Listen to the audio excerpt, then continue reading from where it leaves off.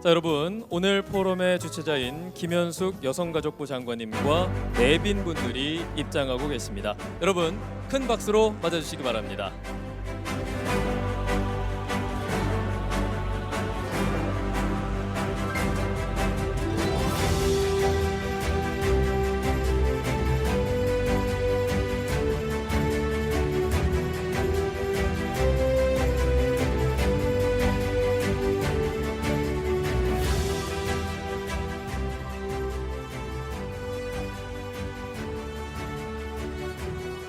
네, 2023 대한민국 양성평등 포럼에 참석해주신 참여자분들과 내빈 여러분 진심으로 환영합니다. 자리에 편하게 앉아주시면 되겠고요. 리시버를 사용하실 분들은요, 1번은 한국어 그리고 2번은 영어로 준비되어 있기 때문에 이 점 참고해서 리시버를 활용해 주시면 대단히 감사하겠습니다.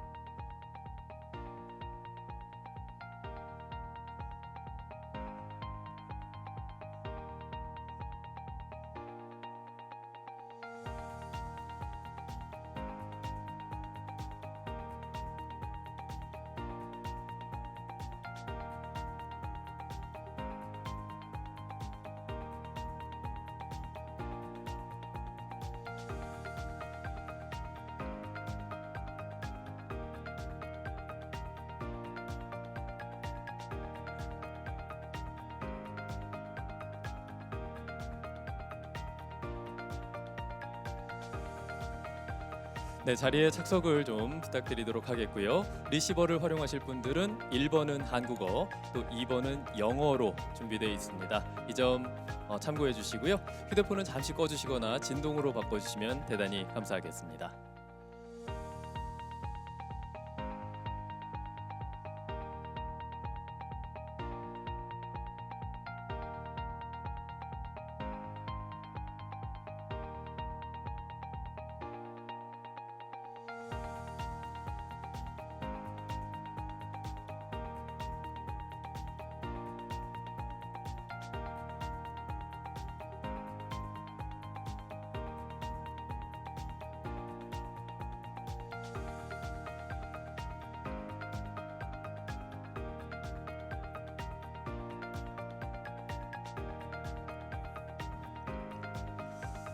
네, 반갑습니다. 2023 대한민국 양성평등 포럼에 참여해 주신 많은 분들 진심으로 환영합니다. 그리고 온라인으로 함께하고 계시는 시청자 여러분들께도 다시 한번 감사의 인사를 드리겠습니다. 자, 정식으로 인사드리겠습니다. 저는 오늘 이 행사의 사회를 맡은 KBS 아나운서 김한별입니다. 반갑습니다.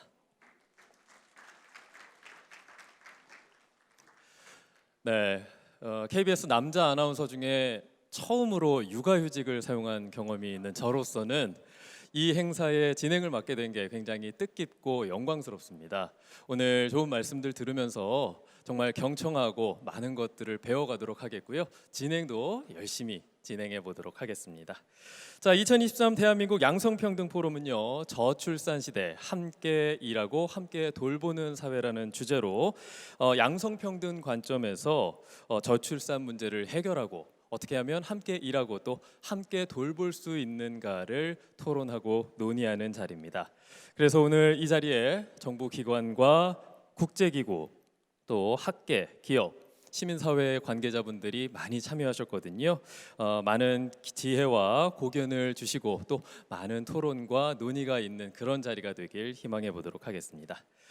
자, 먼저 2023 대한민국 양성평등 포럼의 문을 열어줄 여는 영상을 만나보도록 하겠습니다. 큰 박수와 함께 영상 만나보도록 하겠습니다. 여러분, 박수와 함께 영상 함께 보시죠.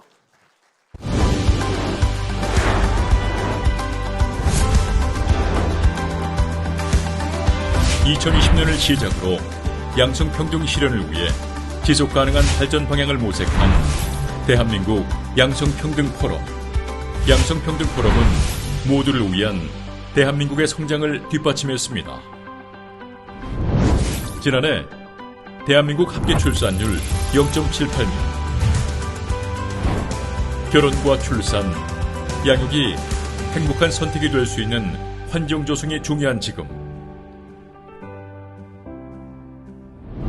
대한민국뿐만 아니라 많은 나라들이 양성평등 관점에서 저출산 문제에 대응하기 위해 정책적 역량을 집중하고 있습니다. 아이를 더 낳고 싶지만 제 경력 단절이 되는 것도 더 고민이 되는 것 같아요. 육아를 하는 아빠들의 공감대가 좀 더 형성될 수 있으면 좋겠습니다. 병원에 가야 돼서 아이를 맡겨야 된다거나 하는 주말에도 좀 긴급보육을 지원을 해준다거나 다양한 돌봄 정책이 나왔으면 좋겠습니다. 대한민국은 저출산 문제 극복을 국가 어젠다로 삼고 정부와 시민사회가 합심하여 노력하고 있습니다. 2023년 대한민국 양성평등 포럼에서는 저출산 극복을 위해 정부와 기업, 시민사회가 나아가야 할 방향을 짚어보고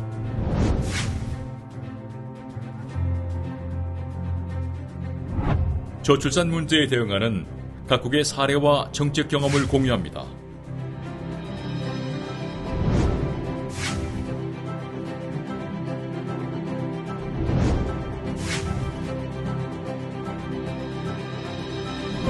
양성평등한 일터, 함께 일하는 사회를 위한 정책 대안을 논의하고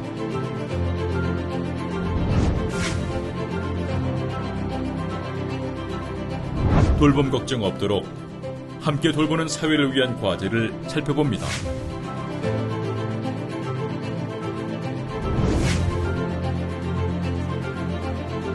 함께 일하고 함께 돌보는 사회, 내일의 지속가능한 발전을 위해 오늘 양성평등을 이야기합니다.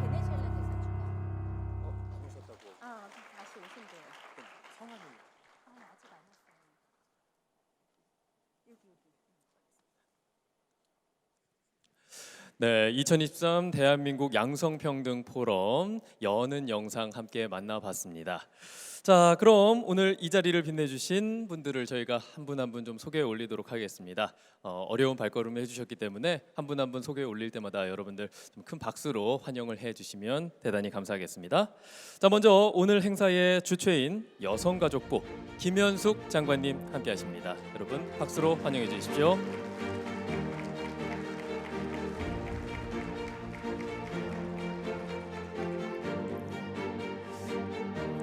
네, 그리고 오늘 이 자리를 참석해주신 내빈 여러분들도 소개해 올리도록 하겠습니다.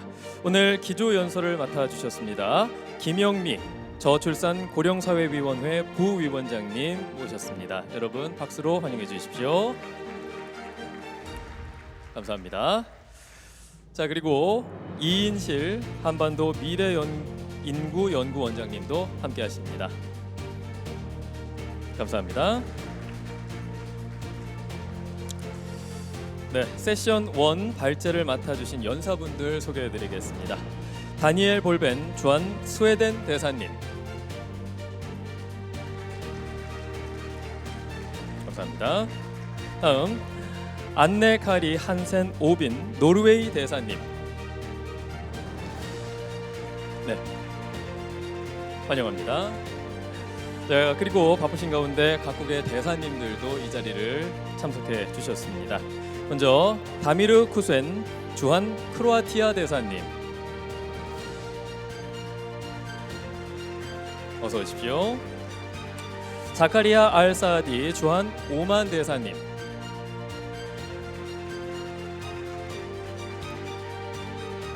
네, 수자나 바즈 파투 주한 포르투갈 대사님,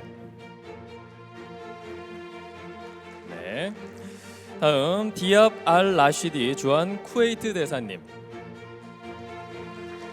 환영합니다.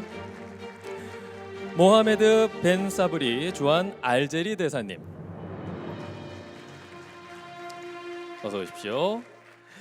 이사벨 디 까를로 깨로 주한 베네수엘라 대사님,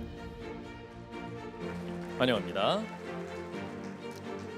네, 역시나 세션 1 발제를 맡아주신 분입니다. 알렉산드라 시들 주한 호주 부대사님, 환영합니다.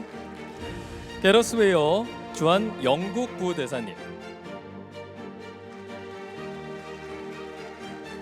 감사합니다. 자, 마지막으로 프레드릭 엑펠트 주한 유럽연합 대표부 부대사님, 감사합니다. 장명선 한국양성평등교육진흥원장님 함께합니다. 어서 오십시오. 전주원 한국건강가정진흥원 이사장 직무대행님 감사합니다. 자, 그리고 이정심 UN 여성기구 성평등센터 소장님 함께합니다. 어서 오십시오.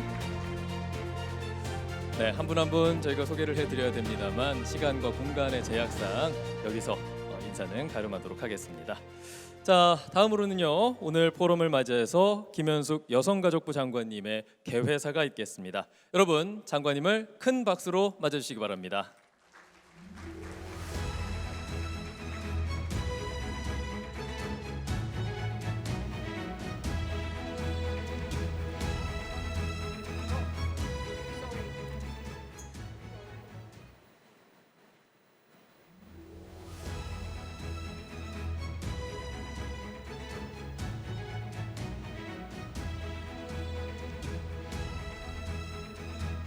네, 다시 한번 우리 장관님을 박수로 맞아보도록 하겠습니다.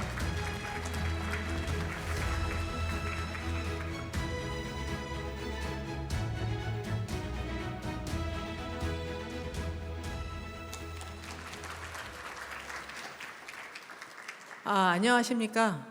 여성가족부 장관 김현숙입니다. 드디어 저희가 코비드-19을 극복하고 온라인이 아닌 현장에서 모이는 정말 양성평등 포럼을 개최하게 돼서 진심으로 기쁘게 생각합니다. 지금 현장에 계신 분들도 저희가 250명쯤 되시고요. 온라인으로 들어와 계신 분도 150여 명이 되시는 것으로 들었습니다. 현장에 오신 분들, 그 다음에 온라인으로 참여해 주신 모든 분들, 2023 대한민국 양성평등 포럼에 참여해 주신 모든 분들께 환영의 인사를 드립니다. 다 같이 한번 박수 치시죠.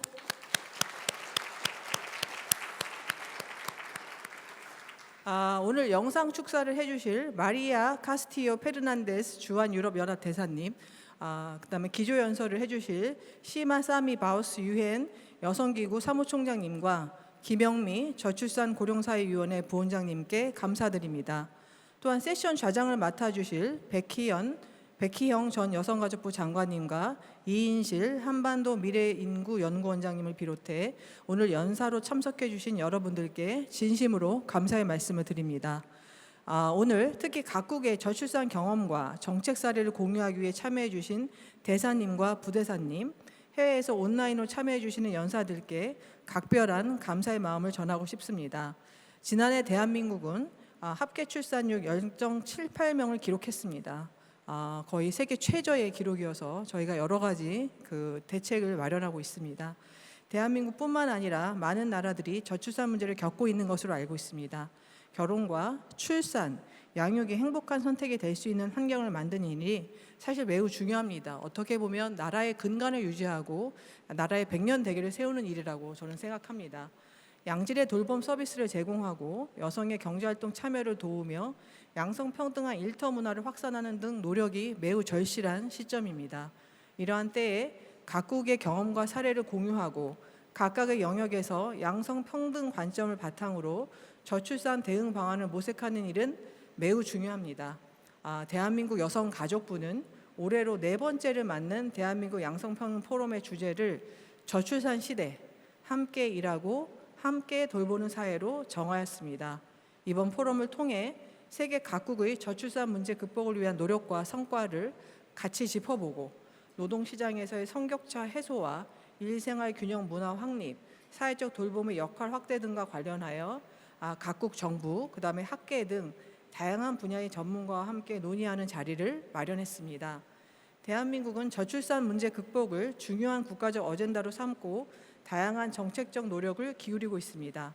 아이를 낳고 키우는 즐거움과 자아 실현의 목표가 동시에 만족되도록 국가가 확실히 책임지고 보장한다는 목표 아래 과감한 대책을 마련하고 집중적으로 투자하고 있습니다.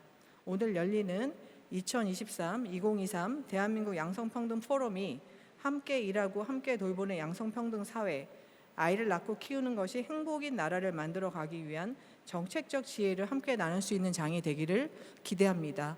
국가의 지속가능한 발전을 달성하기 위한 방안을 고민하고 우리가 직면하고 있는 이 어려운 위기를 넘어 새로운 희망을 발견하는 장이 되길 바랍니다.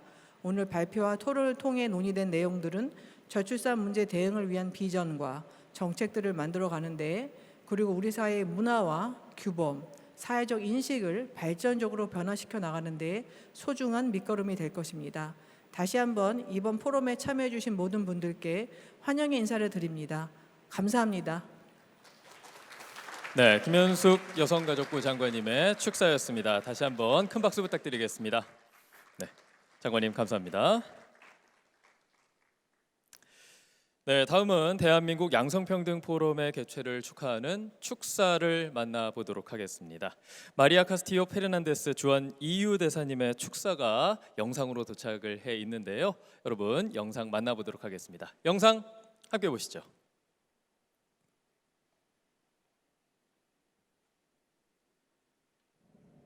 안녕하십니까.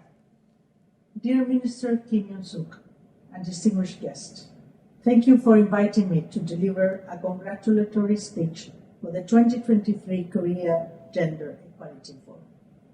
This is a very pertinent event as we try to address gender equality and low birth rate, two very important social issues, both in the Republic of Korea as well as in Europe. Despite much efforts and improvements on gender equality over the past decade, global labor force participation of women is still lower than men. Women employment rate during child-rearing years is even lower. The return to work ratio in Korea after childbirth remains lower than in Europe. Women still largely bear the burden of care and home duties, and at the same time face difficulties of having a work-life balance in the workplace. The gender pay gap also remains high.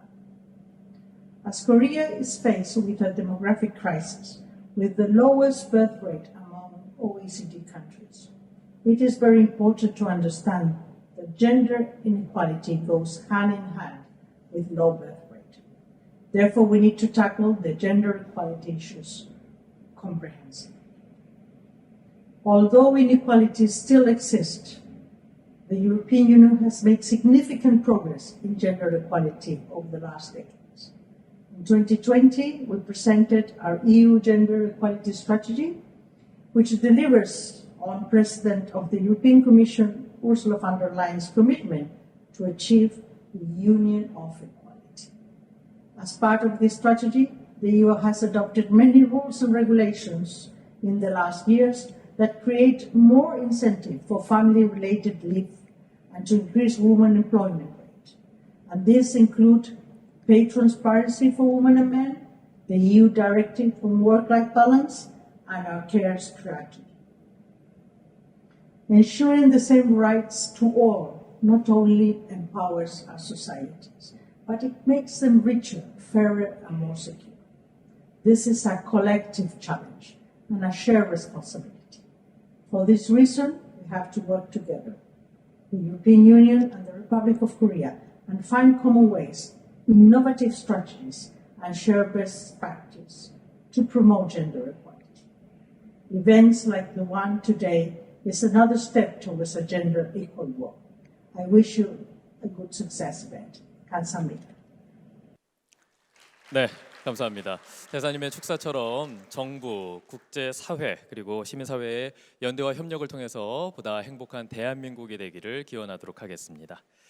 자, 이제 2023 대한민국 양성 포럼의 첫 번째 기조연설 청해 듣도록 하겠습니다. 시마사미 바우스 유엔 위민 사무총장님의 기조연설 영상으로 저희가 만나보겠는데요. 큰 박수와 함께 영상을 만나보도록 하겠습니다. 영상 함께 보시죠. Your Excellency Ms. Kim Hae-eun-suk, Minister of Gender Equality and Family of the Republic of Korea.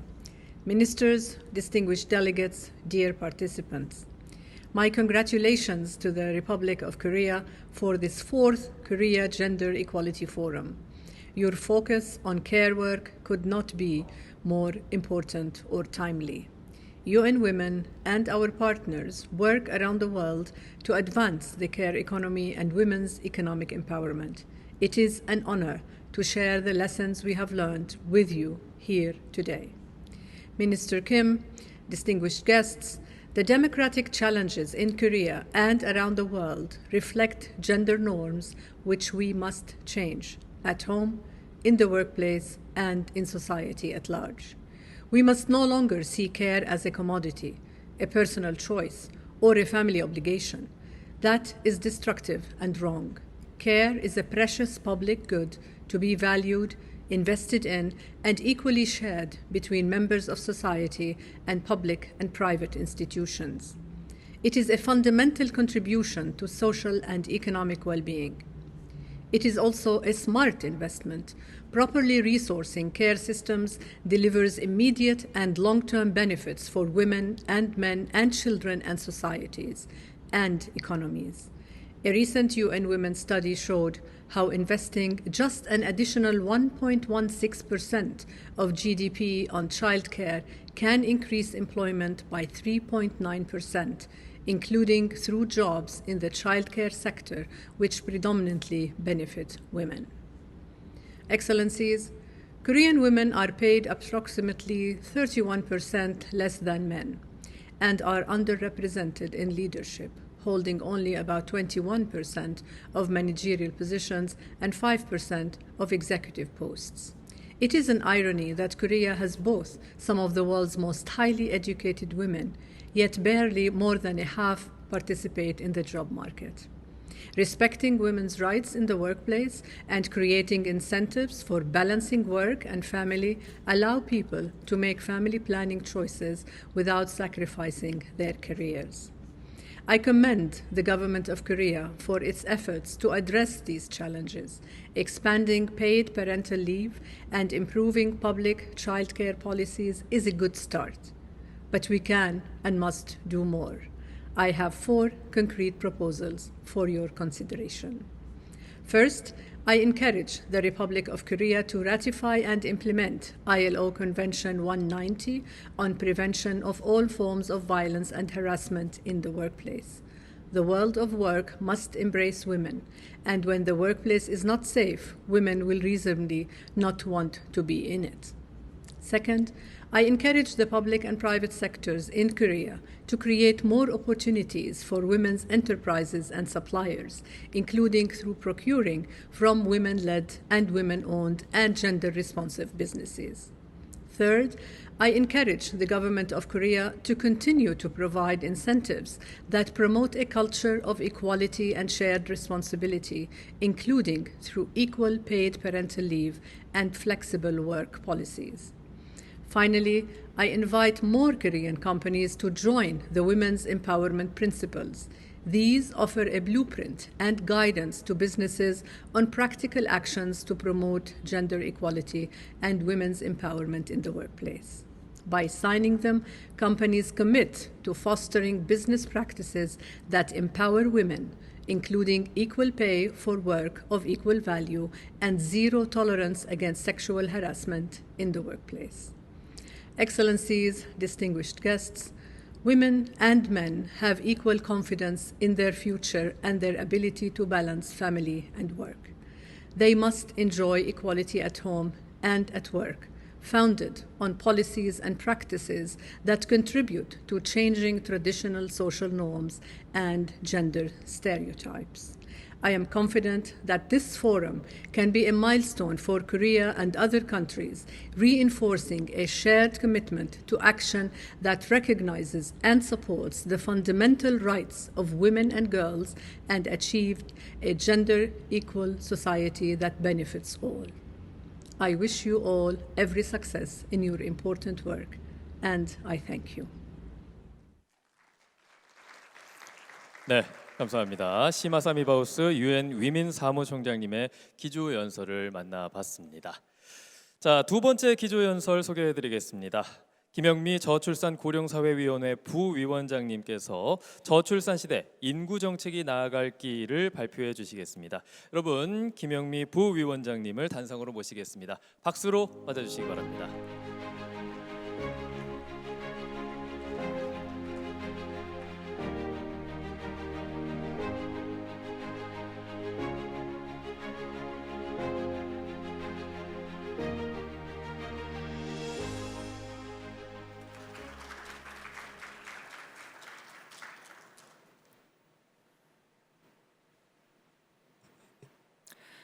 예, 반갑습니다.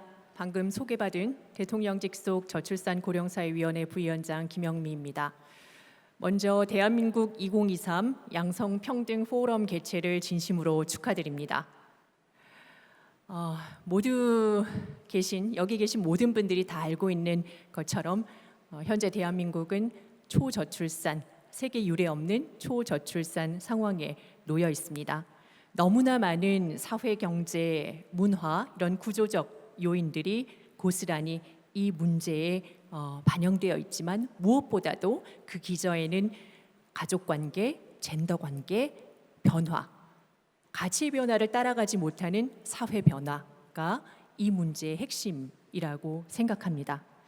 여기 계신 모든 분들은 그동안 저출산 문제와 양성평등, 이 성불평등의 문제를 해결하기 위해서 많은 애를 써오신 분들입니다. 그래서 오늘 이 자리가 여러분들이 제안해 주시는 좋은 제안들, 여러분이 함께 모아주시는 힘과 지혜를 통해서 대한민국이 저출산 문제를 해결하는 것뿐만 아니라 보다 성평등한 사회로 나아가는데 이바지할 수 있는 그 출발의 자리로서 자리매김할 수 있을 걸로 기대되고 희망합니다.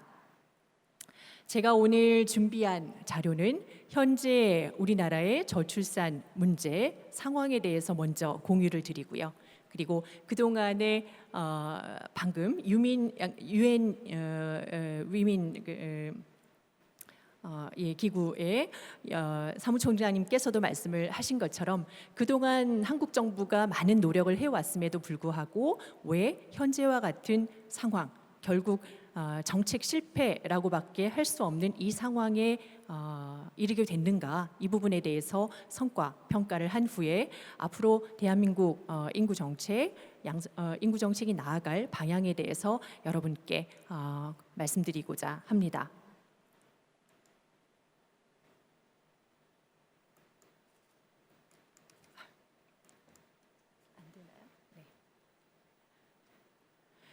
예, 먼저 지금 현재 저출산 상황, 인구 변화의 상황과 전망에 대해서 말씀드리도록 하겠습니다. 예, 대한민국은 유례 없이 전 세계 유례 없이 급격하게 출산율 하락을 경험했습니다. 강력한 산하 제한 정책이 1960년대부터 진행되어 왔고 그 결과 1960년 합계 출산율이 6명 수준이었지만 그런 고출산 국가였지만 급격하게 하락해서 지금 현재 합계 출산율은 보시는 바와 같이 0.78명에 이르고 있습니다. 사실 세계 유례 없는 출산율 하락이라고 얘기하지만 이와 동시에 세계 유례 없는 경제 성장, 세계 유례 없는 여성의 교육 수준 향상이 놓여 있습니다. 대한민국은 1960년대 1인당 국민 소득이 100불도 채 되지 않는 그런 국가였습니다. 지금 현재 대한민국의 1인당 국민 소득은 3만 불을 넘습니다. 물질적으로 번영하고 잘 살게 됐음에도 불구하고 미래에 대한 불안, 그리고 출산과 양육을 자유롭게 선택할 수 없는 여러 가지 구조적인 문제들로 인해서 많은 청년들이 결혼과 출산과 양육을 기피하거나 연기하거나 포기하고 있는 그런 상황입니다. 여성의 교육 수준 역시도 굉장히 급격하게 증가했는데요.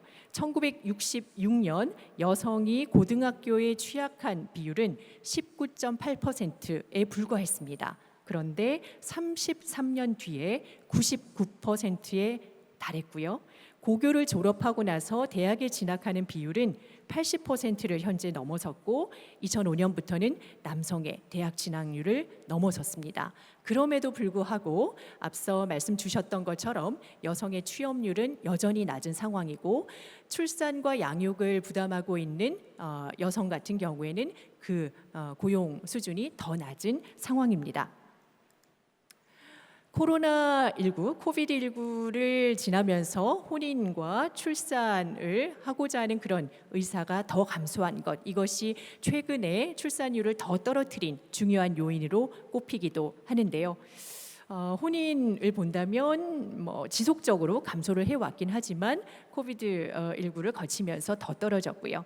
그리고 출산에 대한 의사 자체가 감소했다라는 것이 굉장히 주목해야 되고 저희가 대응해야 될 그런 부분이라고 할 수가 있습니다. 그 결과 대한민국은 세계 유례 없는 수준으로 고령화가 진행되고 있습니다. 2025년에 전체 인구 중 65세 이상이 차지하는 비율이 20%를 넘어서는 초고령 사회에 진입할 예정이고 10년 내 인구 절반이 50대 이상이 될 예정입니다. 20년 만에 65세 노인 인구의 비중이 3배로 증가한 현실입니다. 그 결과 인구 피라미드의 변천이 급격하게 이렇게 변화했습니다. 유소년 인구가 다수를 차지했던 과거에서 지금 현재 기준으로 본다면 사실은 적정한 수준이라고 할 수 있지만 향후 조만간 2070년이 된다면 전체 우리 사회의 중위 연령이 60세를 넘어서는 초고령 사회로 진입을 하게 될 예정입니다. 이런 현상의 이면에는 많은 요인들이 있습니다. 많은 요인들로 꼽을 수 있는데요. 개인적인 차원에서부터 기업 단위의 수준, 그리고 거시적인 사회 경제 구조, 문화의 수준까지 매우 다양한 층위로 구성되어 있습니다. 아주 현상적으로 드러나는 것은 경력 단절 위험, 난임, 주거 부담, 양육 비용 부담, 그리고 돌봄 서비스에 대한 불만족 이런 것들이 있지만 그 기저에는 공동체 의식이 약화되고 고용에 대한 불안, 불확실한 미래, 초경쟁 사회, 계층 이동에 대한 낮은 기대 이런 여러 이제 복합적인 그동안 대한민국이 경제 성장을 이룩하면서 등한시해 왔던 놓쳐왔던 이런 문제들이 고스란히 지금 현재의 저출산 문제에 반영되어 있습니다. 그 핵심에는 여전히 평등하지 않은 젠더 관계 이것이 놓여 있다라고 할 수 있습니다. 조금 더 깊이 들어가 보면요. 지금 이 그래프는 연령 집단별 여성의 고용률을 보여줍니다. 보시는 바와 같이 2000년부터 10년 후, 20년 후 여전히 20년 동안 출산과 양육이 이루어지는 30대를 전후로 해서 30대 출산 고용률이 떨어지는 그런 모습을 볼 수가 있습니다. 다만 차이가 있는 것은 결혼과 출산을 지연하면서 하향 가장 낮은 포인트가 더 높아졌다. 그것이 경력 단절 문제가 해결이 된 것이 아니라 오히려 출산과 양육을 포기하고 일을 하는 그런 상황 때문에 슬프게도 이런 현상이 벌어졌다라고 할 수가 있습니다. 한국은 낮은 출산율뿐만 아니라 낮은 고용률이라는 두 가지 이중의 문제에 직면해 있습니다. 따라서 경력 단절을 예방하는 것이 무엇보다 중요하고 이를 위한 돌봄 시스템 강화, 남녀 모두에게 육아기의 근로시간 단축, 유연근무를 확대하는 것이 매우 중요하다라고 할 수가 있습니다. 여성의 취업을 가로막고 있는 것들은 무엇일까라고 봤을 때 가장 큰 비중을 차지하는 것이 육아에 대한 부담이었습니다. 육아 부담 때문에 취업할 수 없다라고 응답한 비율이 10년 동안 변하지 않았습니다. 변하지 않은 것은 출산율만이 아니라 여성의 취업이 어려워진 그 현실이기도 합니다. 여성에 대한 사회적 편견 역시도 2017년까지도 증가했는데 최근에는 물론 감소세라서 굉장히 긍정적인 신호라고 생각합니다. 마지막으로 한국에서는 한 가지 여기서 더 말씀드리고 싶은 거는 한국에서는 여전히 취업 면접에서 결혼할 생각이 있는가, 출산할 생각이 있는가를 묻습니다. 왜냐하면 결혼과 출산을 할 생각이 있다라고 한다면 기피하고자 하는 그런 의도가 있기 때문입니다. 이 역시도 개선되어야 할 중요한 문제라고 할 수가 있습니다.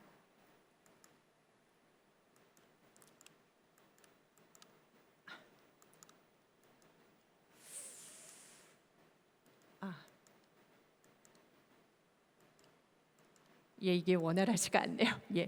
그 결과 얼마나 일육아 병행이 어려운지를 극명하게 보여주는 수치를 말씀드리겠습니다. 여기 스웨덴 대사님도 계시고 영국 대사님 여러 이제 대사님들이 계신데요.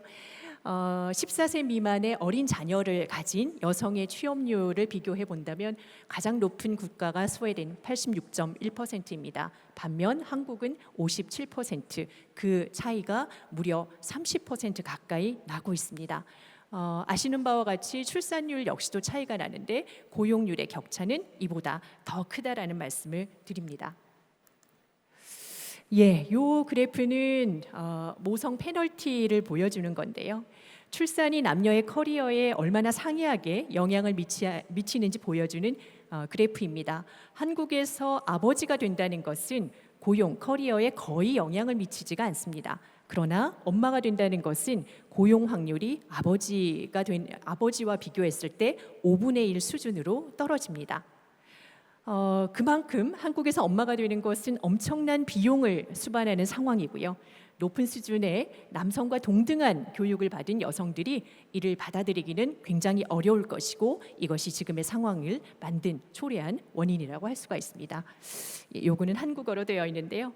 최근에 급격한 청년들의 가치 변화도 이 문제를 초래한 원인 중에 하나인데요. 그래프를 보시는 바와 같이 결혼에 대한 긍정 비율은 10년 사이에 20%포인트 떨어져서 현재 36.4%, 여성에 한정한다면 28%에 불과합니다. 다른 유럽 국가들과 비교했을 때 한국은 혼외 출산율이 3% 미만입니다. 그래서 대부분이 결혼을 통해서 출산을 하게 되는데 결혼에 대한 긍정 비율이 굉장히 저조하고요. 반면에 비혼 동거라든지 비혼 출산에 대한 동의 비율은 상당히 높아진, 그래서 가족제도 전반에 대한 개혁, 개선 역시도 우리 사회가 풀어가야 될 과제 중에 하나라고 말씀드릴 수 있습니다. 예, 불평등한 가사분담 수준하고 요거까지 말씀을 드리고요. 그러면 그동안 한국 정부는 저출산 대응을 위해서 어떤 정책들을 펼쳐왔는지를 말씀드리겠습니다. 4번 저희가 이 저출산 고령사회 위원회가 2006년도에 설립이 됐는데요. 2006년도에 이미 대한민국의 합계 출산율은 1.1명대로 떨어진 상황이었습니다. 사실 정부의 대처는 상당히 늦은 거였고요. 그동안 4번에 걸쳐서 기본 계획을 수립하고 여러 정책들을 확대해 나갔습니다. 그동안 많은 성과들이 있었습니다.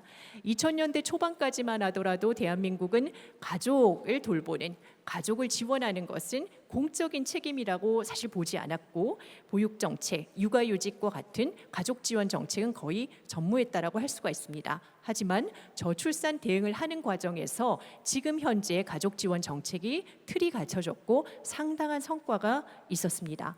그리고 3차, 4차, 특히 4차 기본계획이 수립된 2001년 이후부터는 출산이라는 것은 사실 개인의 선택이기 때문에 이걸 강요하기보다는 개인의 삶의 질을 향상시키고 성평등을 강화하는 것이 중요한 가치가 되어야 한다라는 이런 목표를 설정하기도 했습니다. 그동안 대한민국 정부의 저출산 예산을 살펴보면요. 초기 2006년에 2.1조 원에 불과했지만 2022년도에는 51조 7천억에 달합니다. 물론 16년 동안 막대한 재정 투입을 했음에도 불구하고 저출산 추세를 심화시켰다라는, 이걸 완화시키는 데는 그다지 도움이 되지 않았다라는 비판을 하시고 있지만 사실 가족에게 직접적으로 지원하는 지출은 OECD 국가들과 비교해 봤을 때 결코 높지 않습니다. 그래서 더 많은 재정 투입이 필요합니다. 또한 정책에 대한 이런 이제 가족에 대한 지출뿐만 아니라 사회 구조적인 문제를 해결하기 위한 주거비 부담, 그리고 교육 문제, 이런 것들을 해결하기에는 이 정도의 예산은 사실 역부족이었다. 그래서 저출산 문제를 해결하기 위해서는 가족 지원뿐만 아니라 더 탄탄한 사회 보장, 복지국가 기틀을 마련하는 것이 더 중요하다라는 말씀을 드립니다. 예, 시간이 많지 않아서요. 이 부분은 간단하게 좀 말씀을 드리겠습니다. 각 영역별로 저출산 대응 정책들의 성과들을 정리를 한 건데요. 한 가지 말씀드리고 싶은 것은 많은 돈을 저출산 대응에 투입했다라고 말씀을 하시지만 2019년 기준 OECD 국가들하고 비교를 해봤을 때 GDP 대비 가족 지출 수준은 1.56%, 가장 높은 프랑스의 절반 수준이고 OECD 평균보다도 낮은 상황입니다. 여러 그 정부 정책들이 많이 확대된 그런 문제들이 있고요. 특히 육아휴직과 그 육아기 근로시간 단축과 같은 이런 일과 육아를 병행하기 위한 이런 정책 지원들이 확대가 됐는데요. 그럼에도 불구하고 이 정책들이 기업 가운데 뿌리 내리지 못한 그런 문제점들이 있습니다. 그래서 향후 우리 정부는 정책을 확대하는 것뿐만 아니라 이 정책들이 실제로 기업에서 활용될 수 있도록 기업 문화를 바꾸고 직장의 어떤 그 가치 이런 것들을 다시 설정하는 노력들을 촉구할 예정입니다. 그러면 이 저출산 시대에 더 나은 정책을 위한 길이 무엇인가 말씀을 드리겠습니다. 세 가지 원칙을 설정했습니다. 하나는 공정성, 두 번째는 유연성, 그리고 세 번째는 지속 가능성입니다. 출생부터 돌봄, 교육, 노동생의 전반의 환경을 공정한 시스템으로 개혁해야 합니다. 경력 단절 해소는 중요한 정책 목표로 설정돼서 추진이 돼야 되고요. 출산과 양육이 마이너스 페널티가 아니라 플러스가 되는 사회 환경을 구축해야 됩니다. 두 번째 유연성은 모두의 일생활 균형을 위한 유연하고 가족 친화적인 노동 환경을 구축해야 되고, 지속 가능성, 미래 세대와 가족의 웰빙에 대한 사회 투자가 확대되어야지 대한민국의 미래 지속 가능성이 확보가 됩니다. 이를 위한 정책 추진 전략을 다음과 같이 수립을 했습니다. 첫 번째는 효과성이 높은 정책의 선택과 집중을 한다라는 거고요. 두 번째는 사각지대 격차, 수급 불균형, 남녀 간의 격차뿐만 아니라 기업 규모별, 지역별, 세대별 이런 격차가 굉장히 큽니다. 격차를 줄이기 위한 노력을 해야 되고요. 가장 중요한 거는 구조개혁, 사회, 노동, 교육, 주거와 같은 사회 구조개혁과 함께 문화, 인식을 바꿔내기 위한 그런 노력들을 해야 됩니다. 그래서 일단 이번에 발표한 정부 정책에서는 정책의 목표를 결혼과 출산, 양육이 행복한 선택이 될 수 있는 사회 환경 조성으로 정하고요. 5가지 집중해야 될 정책 영역을 설정했습니다. 첫 번째는 영아부터 초등까지 최고 수준의 돌봄과 교육을 제공한다라는 거고요. 방금 전에 김현숙 장관님께서 말씀해 주셨던 것처럼 아이돌홈 서비스 지원을 확대한다든지 다양한 이런 정책들을 강화하는 걸 추진할 계획입니다. 두 번째는 이게 굉장히 중요한데요. 일하는 부모가 아이와 함께 할 수 있는 시간을 보장하기 위해서 육아기의 근로시간 단축을 확대하고 육아휴직을 남성과 여성이 동등하게 사용할 수 있도록 더 지원을 확대하는 방안을 이번에 발표했습니다. 사실 이제 육아휴직 제도 같은 경우에 기간 같은 경우에는 다른 어떤 국가들과 비교했을 때 결코 짧지 않습니다. 남녀 각각 저희는 이제 부모 단위가 아니라 개별 단위인데요. 각각 1년씩 육아휴직을 쓸 수 있습니다. 다만 소득 대체율이 다소 낮아서 이 수준을 높이는 그런 정책 방향을 이번에 발표를 했는데요. 가능하면 아이가 태어났을 때 초기에 부모가 충분히 어떤 소득 보장을 받으면서 육아휴직을 쓸 수 있도록 6+6 제도라는 것을 도입해서요. 6개월을 부모가 각각 육아휴직을 쓸 경우에 그 기간 동안은 소득 상한을 상당히 높여주고 임금을 100% 보전해주는 정책을 도입했고요. 그 경우에 부모가 함께 육아휴직을 쓸 경우에는 각각 쓴 2년에 더해서 6개월을 추가로 육아휴직을 보장하는 지원 정책을 최근에 발표했습니다. 그리고 코로나 시기에 재택근무가 늘어났는데 코로나가 끝난 이후에도 육아기에는 재택근무를 할 수 있도록 그동안 제도화되어 있지 않았던 것을 법제화를 추진하고 있습니다. 네 번째는 주거지원 정책이고요. 사실 대한민국에서 다른 대도시 역시도 집값 부담이 굉장히 크실 텐데요. 대한민국은 그 어느 나라보다도 집값 상승, 최근에 집값 상승이 급격하게 이루어졌고 그것으로 인해서 결혼하기 어렵다, 출산하기 어렵다라고 그 이유로 청년들이 꼽는 1순위의 이유가 주거였습니다. 집값이 너무 비싸서 가족을 형성하기 어렵다라는 그런 의견들이 가장 많았습니다. 그래서 이 그 청년들이 어떤 주거비 문제, 주거비에 대해서 부담을 갖지 않고 아이를 낳고 키울 수 있도록 전폭적으로 지원하고자 하는 그런 정책을 최근 발표했습니다.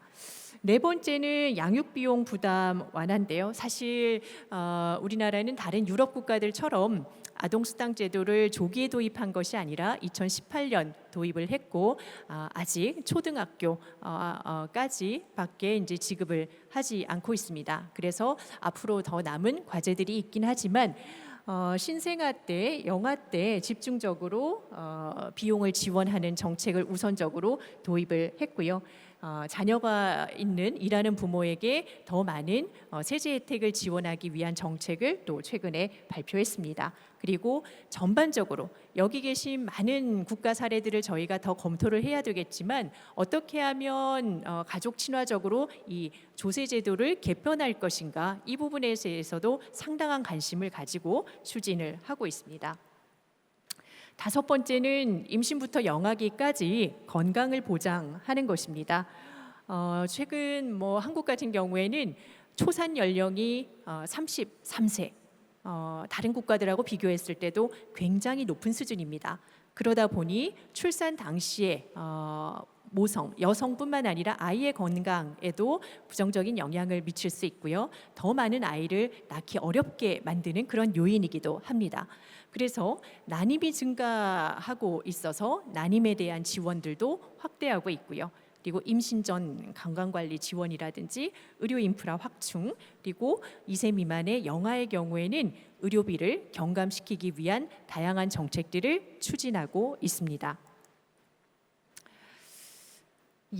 최근 저는 스스로에게 이런 질문을 많이 던져봅니다.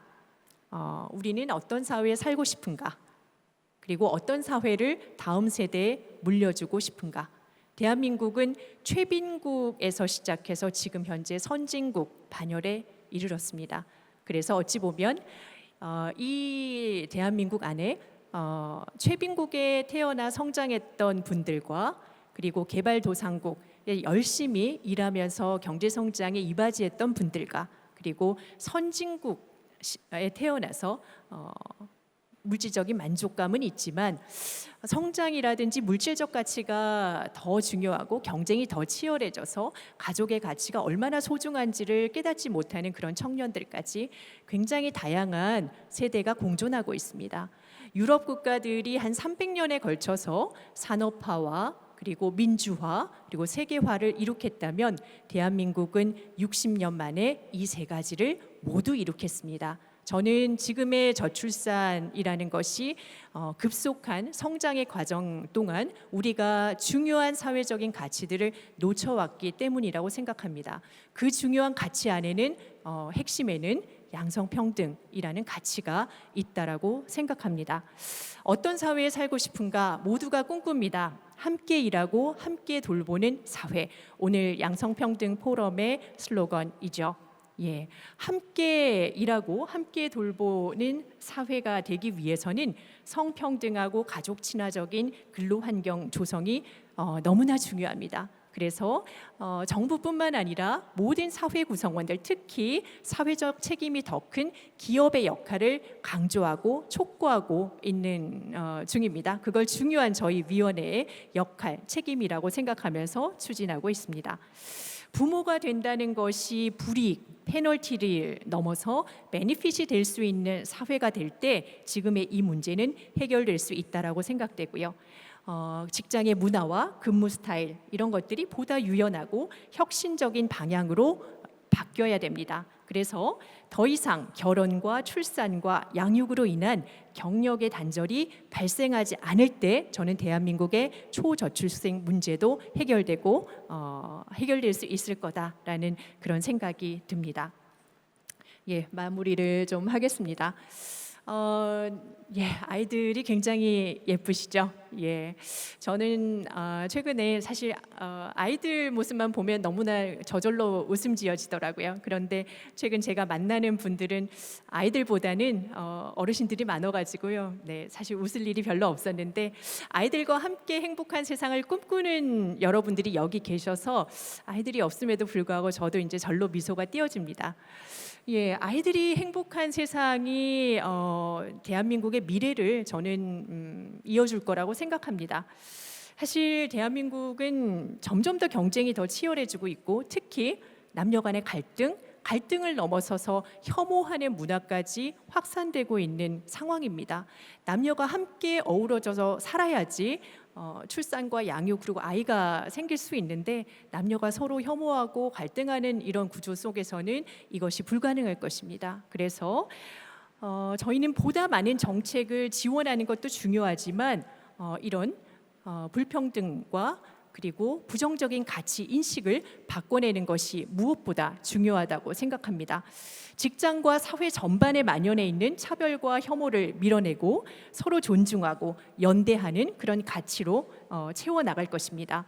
물질적인 가치보다는 가족과 공동체의 가치가 더 중요한 사회가 될 수 있도록 노력해야 될 것입니다. 그동안 우리는 성평등한 복지 선진국인 여러 국가들로부터 선진적인 정책을 많이 벤치마크 해왔습니다. 제 개인적으로는 한 20년 가까이 가족 돌봄 정책, 성평등 정책을 연구한 연구자로서 살다가 얼마 전부터 이 정부직을 맡게 됐는데요. 그러면서 계속 고민했던 여러 봐왔던 다양한 선진국의 정책들이 우리 사회, 우리 정책에 반영돼서 굉장히 기쁘게 생각했습니다. 하지만 정책에 한정되는 것이 아니라 그 정책이 모두의 삶 속에 스며들 수 있도록 모든 구성원들이 노력해야 된다라는 것을 더더욱 그것이 더 중요하다라는 그런 생각을 하고 있습니다. 함께 일하고 함께 돌보는 사회 속에서 우리 사회의 청년들이 지극히 일상적인, 사실 너무나 일상적이고 평범한 것이 가족과 함께하는 삶인데요. 이 지극히 평범한 일상을 모두가 누릴 수 있도록 노력하겠습니다. 국가의 흥망성쇠는 더 이상 경제 성장에 있지 않고 가족의 웰빙과 양성평등에 있다고 믿습니다. 지금까지 그걸 위해서 노력해 오신 분들이 여기 계시다라는 생각이 들고요. 여러분들이 더 지혜를 모으고 힘을 모아서 대한민국이 그런 사회로 나아갈 수 있도록 그런 가치의 대전환이 이루어질 수 있기를 희망합니다. 예, 긴 시간 들어주셔서 감사드리고요. 발표할 수 있는 기회를 주셔서 너무나 영광스럽게 생각합니다. 오늘 좋은 의견이 교류될 수 있도록 있기를 기대합니다. 감사합니다. 네, 김영미 저출산 고령사회위원회 부위원장님의 기조연설 만나봤습니다. 김영미 저출산 고령사회위원회 부위원장님께 감사 인사드리겠습니다. 자, 이제 개회식을 마무리하고요. 잠시 휴식 시간을 가진 뒤 10시 50분부터 세션 1 본격적으로 진행하도록 하겠습니다. 세션 1은요. 저출산 극복과 양성평등 각국의 경험과 사례를 주제로 총 5분의 대사님들과 부대사님들께서 발표를 해주시겠습니다. 다양한 사례 발표와 경험이 공유될 수 있을 것 같으니까요. 많은 관심 부탁드리도록 하겠습니다. 또한 각각의 세션이 진행되는 동안 홈페이지를 통해서 다양한 질의를 생방송으로 실시간으로 받도록 하겠습니다. 실시간으로 질의를 남겨주시면은요 Q&A 시간을 통해서 그 대답을 전해드리도록 하겠고요. 또 객석에 계신 분들도 객석에 있는 QR코드를 활용해서 실시간으로 질의를 해주실 수가 있습니다. 질의를 해주신 분들께는요 추첨을 통해서 소정의 상품도 준비가 되어 있기 때문에 적극적인 참여 부탁드리도록 하겠습니다. 자, 그럼 잠시 휴식 시간을 갖고 10시 50분부터 세션 1 진행하도록 하겠습니다. 잠시 후에 뵙겠습니다.